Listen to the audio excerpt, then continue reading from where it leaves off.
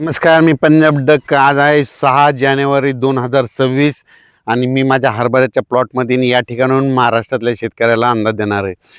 हे आमचा हरभरा आहे. याला अचानक 54 दिवस झाले. तर तर या ठिकाणाहून महाराष्ट्रातल्या शेतकऱ्याला अंदाज देणार आहे, कारण की राज्यामध्ये सध्या धुकं धुईन धुरळी आहे. म्हणून तुम्ही काय करा, हरभरा असो गहू असो कोणत्याही पिकाला बुरशीनाशकाच्या फवारण्या करणे गरजेचं आहे. एक बुरशीनाशक एक कीटकनाशक, म्हणून हे लक्षात घ्यायचं. राज्यात आता मात्र 6 आणि 7 आता उद्याच्या दिवस राज्यात ढगाळ वातावरण राहणार आहे.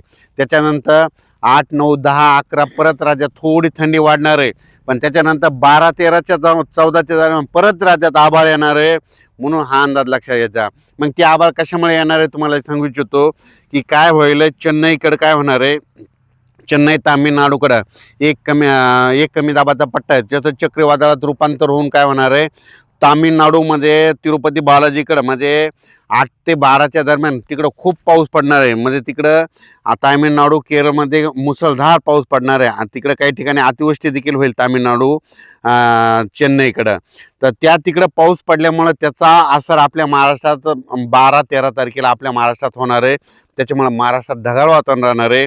म्हणून हा अंदाज लक्षात घ्यायचा. हे ढगाळ वातावरण हरभऱ्याला फुलं लागण्यासाठी खूप चांगलं असतं. वेलवर्गीय पिकासाठी देखील चांगलं असतं. टरबूज लावण्यासाठी चांगलं असतं. ऊस उगवण्यासाठी चांगलं असतं. म्हणून सांगायचं म्हणजे कोणत्याही पिकाला गर्भधारणेसाठी आभाळ चांगला असतं. म्हणून हे पण त्याच्यामध्ये एक काय नुकसान होतं, त्याच्यामध्ये धुई देखील येतं. म्हणून हे लक्षात घ्यायचं.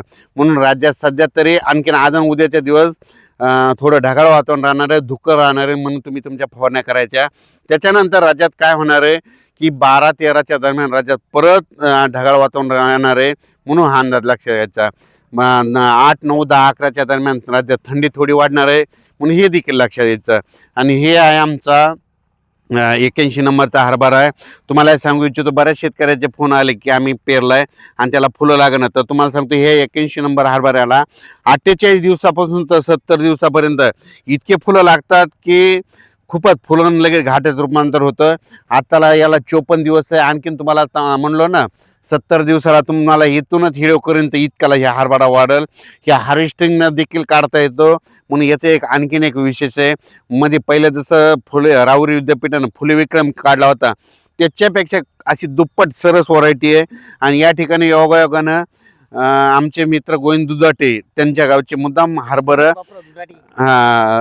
हो, त्यांनी काय केलं, रीलमध्ये हरभरा बघितला, मुद्दामून सकाळी पाहण्यासाठी या ठिकाणी आलेले. तर बसनं आले तर पाहू शकतात. त्यांनाच विचारून घेऊ हरभरा कसा वाटला.